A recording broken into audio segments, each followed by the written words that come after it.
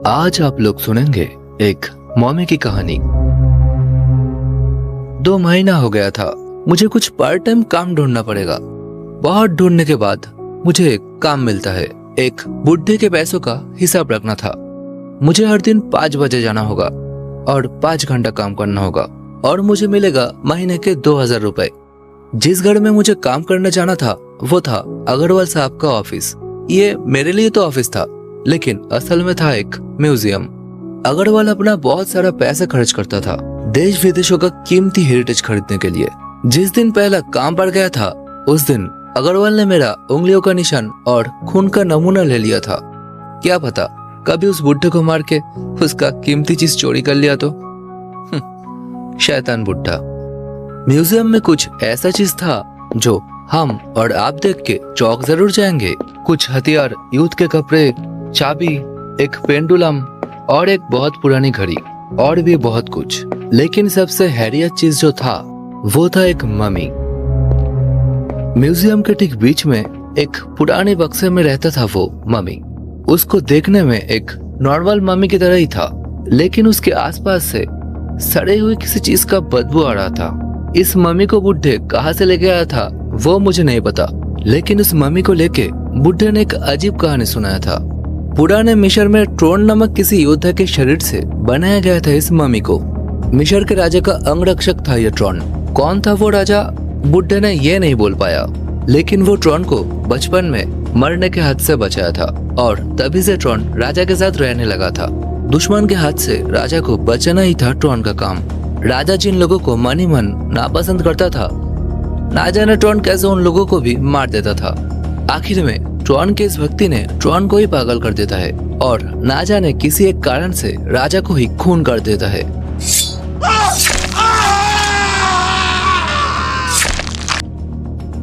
क्यों वो राजा को मारा था वो किसी को नहीं पता।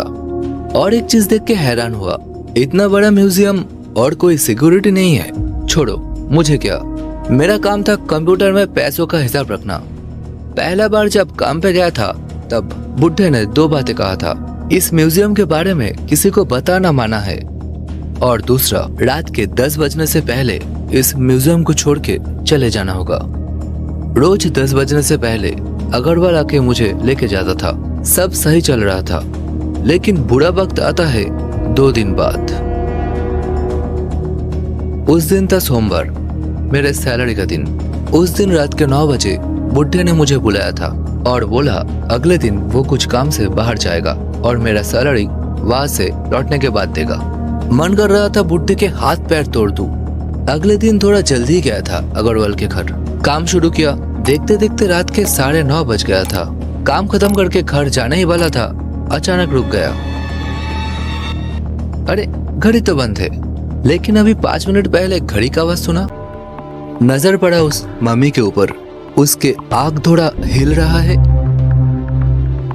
मैं भाग के घर से बाहर आया और दरवाजा बंद करके चला गया। घर के पास पहुंचा। मुझे देख के राकेश आया। राकेश एक गूंगा पागल लड़का, हमेशा एक छोटा पैंट पहन के रहता है, पर उसके लोग उसे ज्यादा पसंद नहीं करता। रात में बुरी तरह से चिल्लाता है। बैग से एक बिस्किट का पैकेट निकल के उसे दिया। आज जल्दी में उसका और मेरा खाना खरीदना भूल गया था। बिस्किट पाके राकेश दौड़ते हुए चला गया। मैं घर जाके पढ़ने बैठा। पढ़ाई खत्म हुआ बारिश की आवाज सुन के। रेडी हो रहा था काम में जाने के लिए। आज जल्दी आ जाऊंगा, बुढ़ा तो घर पे नहीं है, कौन देखेगा। 5 बजे पहुंच के काम करने लगा, लेकिन मैं जल्दी लौट नहीं सका।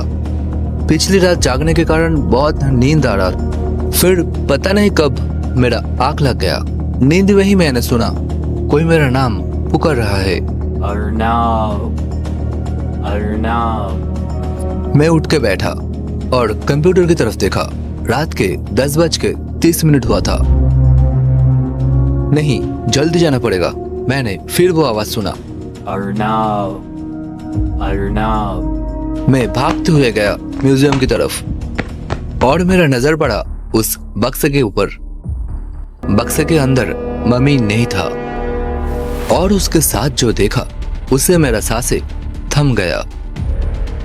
मैं अकेला एक आईने के सामने खड़ा हूँ। कोई चीज छिपकली की तरह ऊपर चिपका हुआ है और उसके आंखों में नीला आग जल रहा है। मुझ में और ऊपर की तरफ देखने का हिम्मत नहीं था। मैं तेज भाग के बाहर चला गया और देखा एक लड़का आ रहा है बाइक लेके। मैंने उसको रोका और उसके बाइक में बैठ के घर चला आया। दरवाजा बंद किया। बहुत डर लग रहा था। नहीं नहीं नहीं नहीं, कभी भी उस घर में अब काम करने नहीं जाऊंगा। खुद के ऊपर बहुत गुस्सा होने लगा। अचानक खिड़की के बाहर कुछ देख के चौंक उठा। एक गंजा आदमी जानवरों की तरह कूद रहा है। अचानक ध्यान दिया, अरे ये तो राकेश है। आज भी जल्दी में खाना लाना भूल गया। मैं जल्दी उठ के बिस्किट का पैकेट निकल के खिड़की के सामने गया और देखा तो कोई नहीं था। मुझे गुस्सा आया राकेश के ऊपर। अगर तुझे भूख लगा है तो खाना ले जा, फालतू में। तभी पूरा मोहल्ला एक जानलेवा चीख से हिल गया। मैं गेट के बाहर जाके देखा, लगभग 4 फीट दूरी पर एक लंबा पतला शरीर एक दूसरे आदमी के ऊपर बैठा है। और तभी आसमान में बिजली चमका। बिजली की रोशनी में मैंने देखा एक कपड़ा पहना शरीर जलती हुई आग से मुझे देख रहा है। उसके एक हाथ दूसरे आदमी के छाती के अंदर था।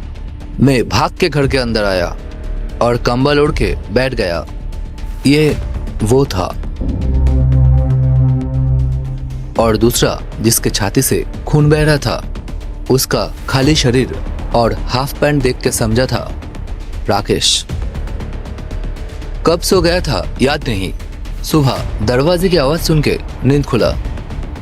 जाके देखा मेरा मकान मालिक नीरज खड़ा था। क्या बाबू, तुम सो रहे हो? बाहर आके देखो, खून हो गया है। मुझे पता था किसने खून किया है, लेकिन क्या फायदा, कौन मेरी बातों के ऊपर यकीन करेगा। नहीं नहीं नहीं नहीं, अब और यहाँ पे नहीं, यहाँ से जल्दी जाना पड़ेगा। नीरज को बोला मेरी मम्मी की तबीयत खराब है, इसलिए मुझे जाना पड़ेगा। अगले दिन मैं ट्रेन से घर चला आया और टीवी में देखा सूरज राणावत नाम के किसी आदमी का डेड बॉडी मिला है। किसी ने उसके हाथ पैर तोड़ दिया था। तभी मुझे ट्रॉन का कहानी याद आया। ट्रॉन के राजा ट्रॉन को जान से बचाया था, इसलिए ट्रॉन उसके राजा को बहुत प्यार करता था। और उसके राजा जिसको भी नापसंद करता था, ट्रॉन उसको मार देता था। मेरे हाथों के खून से जिंदा होकर ट्रॉन मुझको उसके राजा समझ रहा था। याद आया, गुस्से में मैंने ही राणावत के हाथ पैर तोड़ने के बारे में सोच रहा था। क्या ट्रॉन ने वो बात सुन लिया? और जिस रात राकेश का खून हुआ था, मैंने ट्रॉन को देख के राकेश को समझा था और मैं बाहर गया था और किसी को ना देख के मुझे राकेश के ऊपर गुस्सा आया था। इसलिए क्या ट्रॉन राकेश को भी? और उस दिन घर लौटने के बाद मैं मेरे ऊपर ही गुस्सा कर रहा था। अब समझ आया, किसी कारणवश राजा खुद के ऊपर ही गुस्सा थे और ट्रॉन राजा को राजा के दुश्मन समझ के ही मार दिया था। तभी एक बात याद करके चौंक गया। मेरे एक दोस्त कॉल किया था और मुझे अपमान कर रहा था। किसी ने क्या एक पागल को मार दिया और मैं डर की वजह से घर चला आया। बहुत गुस्सा हो गया था उन लोगों के ऊपर। मन कर रहा था जान से मार दूं। घड़ी की तरफ देखा, रात के 10:30 बज गया था। डर की वजह से मेरा हाथ कांप रहा था। मैंने फोन किया मेरे दोस्त को। फोन बज रहा है, किसी ने नहीं उठाया।